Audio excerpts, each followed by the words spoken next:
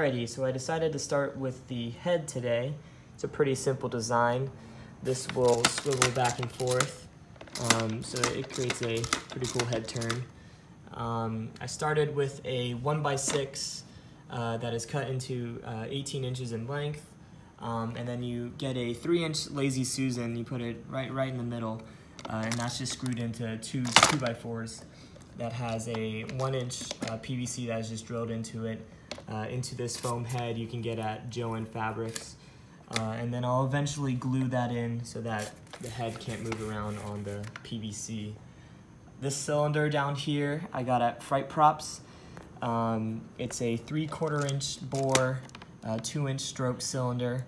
And make sure when you get it to get the nuts for the threads at the end of it. That way it can attach to the hinge. This is just a regular door hinge. One thing you got to make sure is that this side is the same height as this side. So just add a couple of nuts there.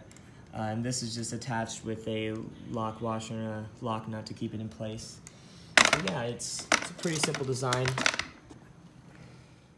So these are the arms that I've created for this prop. I just used some 1x3s, and then I notched out the end of this one to put a 1x2 through that, and that will go through the hands, which I got at Ghost Ride Productions. And the way I did this is I just used a long screwdriver and just basically bored out the middle of this arm all the way up to the wrist. And that way I can put the eye bolt through the wrist with a couple washers. And this is for the rope that will be attached to the hand. That way it will kind of be hidden behind the wrist. And then I'll make it look like he's actually holding on to the rope, and I'll wrap it around its wrist. So that's something to figure out. So I used a few door hinges to connect the arms. These are actually the smallest ones I could find, and they work perfectly for the 1x3. This is a 1 1/16 inch bore, 2-inch stroke cylinder that you can get at Fright Props. Make sure to get the right mounting brackets for both the back and the front of the cylinder. And these just connect in between the arms, and then they'll be able to close like that. Alrighty, so I got the majority of the structure put together. I worked on the torso. This is just PVC. I used a heat gun to bend it, and then that will act as just the structure on the inside. This is going to be like a little shelf where we will put all the electronics inside of it. That way it would all be kept inside the one prop. These are the arms. I got them hanging up on the chain on the top of the garage door. You can see how the eye bolt and then the carabiner right here just clips onto that, and it actually hides behind the hand pretty well. So that will be connected to the rope, and the rope will come out through the hands. But it's looking pretty good. It works pretty good in terms of bending. So yeah. So I started working on the guts of the prop, and this is all on the shelf that I created. And it's put together with 2 bolts on either side, so that'll just stay in the prop once it's set up. This is a Peekaboo Plus from Fright Props, and then there are 3 solenoids, so it only uses 3 of the 4 outputs, and each solenoid is connected to one of the cylinders. So this one is on the left arm, it's on the right arm, and then this one goes to the head right here. And then all leads out to one hose, one line that will lead to the air compressor. So the Peekaboo Plus comes in a kit you can get on their website with a solenoid, whatever size cylinder you want, and then you can also choose the input in order to trigger the prop. We use infrared sensors for a lot of our props, but you can also get switches and buttons to better control it as well. All the solenoids have the speed control valves that also muffle the airflow coming out of the solenoid. The airline, the plug, and then also the infrared sensor will all lead up the arm and then up the tree. So it really isn't a lot that needs to be hidden behind the rope. And then the darkness will definitely help with that being hidden. So I also started with the chicken wire around the prop. And I started with the front. One thing you gotta be sure of is that when you're doing the mask and the chicken wire around the mask, that it doesn't get caught on it. So I'm probably gonna cut some of this away so that it doesn't get caught. Alrighty, so I started testing it, and I have the airline run into the air compressor, and then it's also plugged in. So here we go.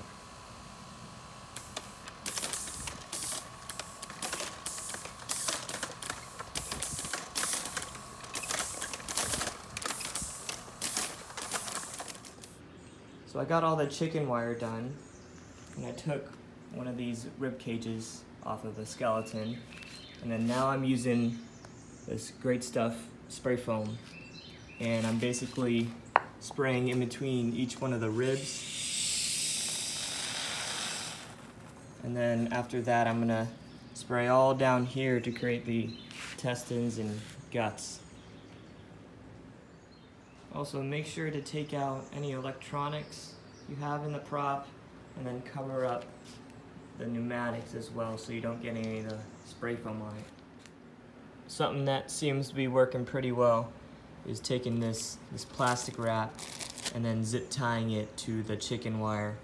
That way all the spray foam doesn't just fall through the chicken wire.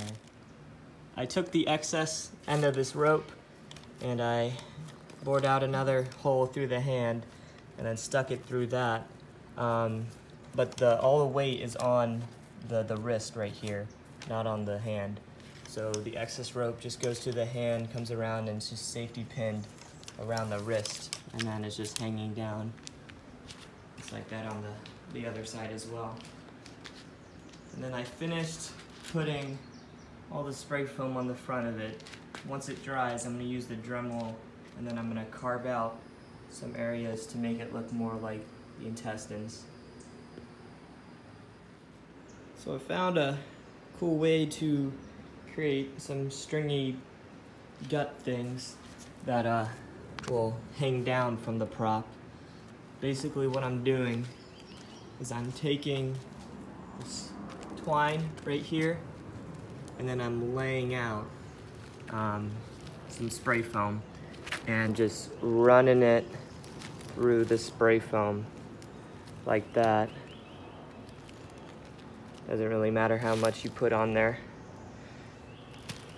And then that way you can just hang it up to dry and you have some pretty cool gut things. I got him hanging up again. You can see I finished the guts and the intestines with the spray foam. Still got to carve some of it with the Dremel. But I also have the button-up shirt on him, up the arms on either side, and then I button the top too, and I'm going to leave the rest unbuttoned and then tatter the shirt. And then we'll paint it to look all bloody and nasty. But I also put some of this stuffing along the arms, the shoulders, and the chest, and that way it kind of builds out the arms. But he's looking good. You can also see with the button up how it masks the neck, so you can't see any of the chicken wire along here, but it hides the space in there where his head can still turn really nicely. And you don't even have to attach the shirt to the head, but it does help when you have a collar like this or a shirt with something at the neck to cover up. I went ahead and carved out a lot of the foam around the ribs, and then down here a little bit using the Dremel and then a sander bit. It makes a royal mess, but yeah, it's starting to look a little better. And then once I bloody it up and paint it, it'll look more like guts. And I think I'm gonna start tattering the shirt now. I tattered up the clothes a little bit, and I added some spray paint on it. I'm gonna add greens and browns later on, but I also put the entrails on the bottom of it, and he's ready to test, so keep him going.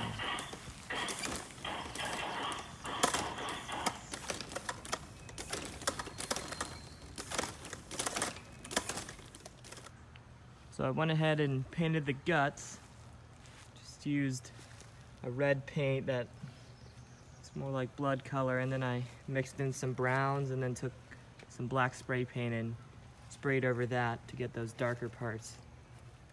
The ribs turned out pretty nicely. Tried to keep the lighter so that it would stand out. And then I painted it along the shirt and then on the entrails as well. I still need to finish painting the shirt. I'm gonna airbrush some brown and some greens onto it. But yeah, it's turned out nice. Here's the back. You can see I bloodied up the shirt quite a bit. These cords won't be hanging down. They'll be going up the arms. But it's pretty nasty. I think I'm gonna add a little bit more spray foam at the bottom. It's not quite as flat. I finished up the detailing on the shirt with the airbrush. I added some greens and browns into it. And then I added this gloss clear spray paint to the guts to make it a lot more shiny. That way it looks wet and bloody and nasty.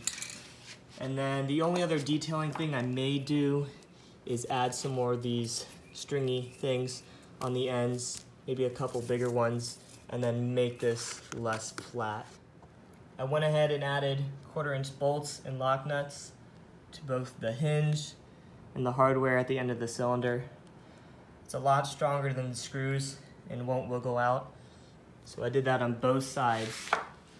But that's pretty much it for the building side. So he's almost done. I finished up the entrails on the bottom with some thicker rope, and also made it a little less flat with the spray foam. I then ran the infrared sensor and the Airline up one side of the rope, and then the extension cord up the other one, and then painted them both brown so that they blend in.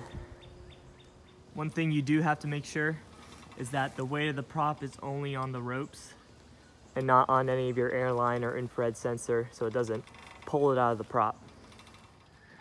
Alrighty, thank you guys for watching. Hope you enjoyed the tutorial. Go ahead and like and follow us on our YouTube and our Facebook page, Haunt for Hep. We have a bunch of other stuff on there and the rest of our haunt. So I'm gonna go ahead and give you some testing footage. And yeah, I hope you enjoyed.